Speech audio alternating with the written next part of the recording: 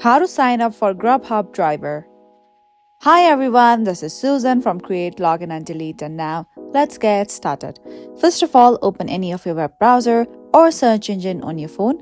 Now in my case, I'm opening Safari here and then search for Grubhub driver. Now tap on the first link that appears on top. Okay, now wait for it. Now choose a state and a city where you are from.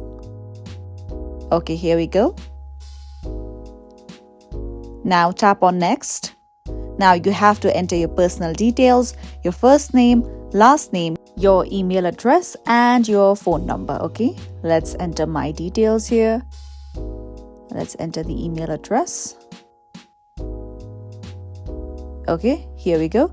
Now enter your phone number as well and then make sure that you have a check mark on I agree to receive text and emails from Grubhub. So after filling your personal details, you will successfully be able to create your Grubhub driver's account by tapping on next.